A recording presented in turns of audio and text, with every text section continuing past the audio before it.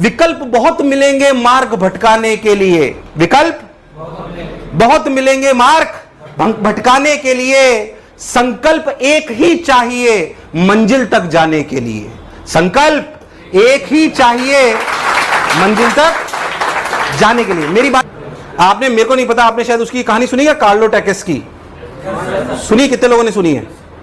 कम लोगों ने सुनी है। मैं सुनाता हूं आपको, अगर नहीं सुनी है तो सुनो, अच्छा लगेगा आपको।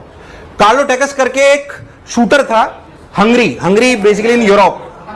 हंगरी सुना है? हंगरी कंट्री, मेरे को उसकी कहानी बहुत इन्फ्लुएंस करती है और उसके स्टेटमेंट्स भी आपने सुना हो तो खैर वो ट्रांसलेटेड होते हैं उनकी लैंग्वेजेस से, तो जिसने नहीं सुनी सुना, अच्छा लगेगा आपको। जो कार्लो टैकेस था वो बेसिकली हंगरी में किसी सिटी में पैदा हुआ, नाम तो मुझे नहीं पता, और मध्यम वर्गीय परिवार में पैदा हुआ। उनका एक रिलेटिव का बैकग्राउंड भी आर्मी से था, तो उसने आर्मी ज्वाइन करी, हंगरी आर्मी ज्वाइन करी। हंगरी आर्मी में उसे ट्रेनिंग मिली किसकी? शूटिंग की। किसकी मिली?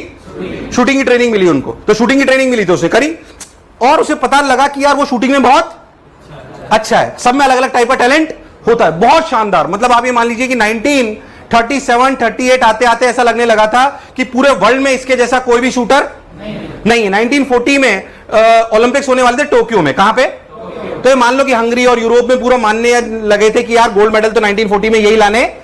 जैसे इस समय में ना गेम्स इतने ज्यादा नहीं हुआ करते, जैसे आजकल तो बहुत अलग अलग सीरीज होती हैं, कभी ये हो रहा है कभी वो हो रहा है, तो हमें इतनी इंपॉर्टेंस पता नहीं पड़ती। पहले ओलंपिक्स ही एक ऐसी चीज हुआ करती थी जिससे पूरे देशों के खेल के बीच में खेल हुआ करते थे।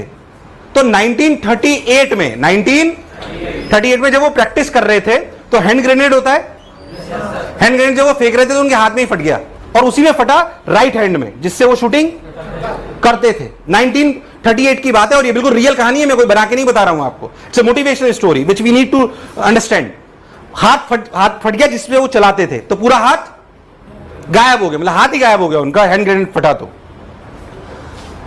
सबको लगा कि भाई अब कुछ होने वाला। चुपचाप उन्होंने 1939 में नेशनल गेम्स होने वाले थे हंगरी में ही, वही शूटिंग वगैरह सबके। जब पूरे गेम्स होने वाले थे, पूरे एक साल तक उन्होंने अपने आप को, या तो रो सकते थे, उनके पास एक विकल्प था कि वो, जैसे हम कभी रोते हैं हमारे पास ये नहीं है, वो नहीं है, ये नहीं है, ये नहीं है, बहुत सारे हम उसके बहाने ढूंढ सकते हैं, तो वो रो सकते थे। उन्होंने बोला चलो कोई बात नहीं, मेरे पास अगर ये हाथ नहीं है, क्या दूसरा हाथ तो है? ये वो हाथ था जिससे वो लिखना भी जानते नहीं थे।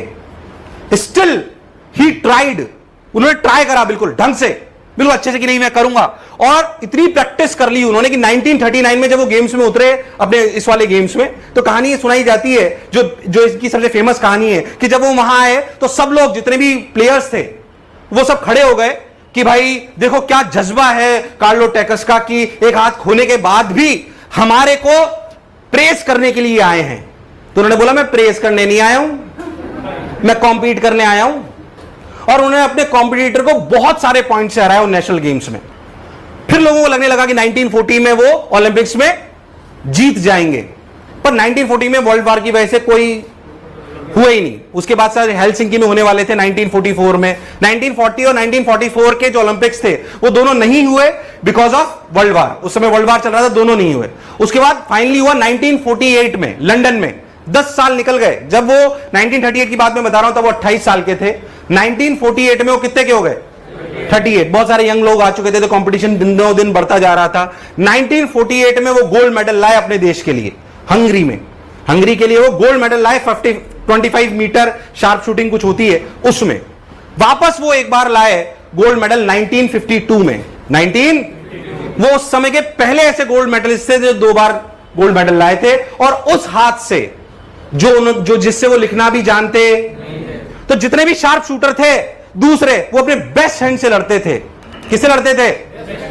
पर वो, उनके पास एक ही विकल्प था, उनके पास 2 हाथ, जो उनके पास था वो उसी से लड़ते थे। जब ऐसे ऐसे लोग हैं जो सोच लेते हैं कि मुझे ये करना है, तो फिर मोटिवेट भी कर सकती हैं, आपको अच्छा भी लग सकता है। ये बातें जो मैं आपको मोटिवेट करने के लिए कह रहा हूं, इनसे मैं भी मोटिवेट होता हूं। मैं जब कहता हूं तो मैं भी मोटिवेट होता हूं, क्योंकि मैं भी कंपटीशन का एक हिस्सा हूं।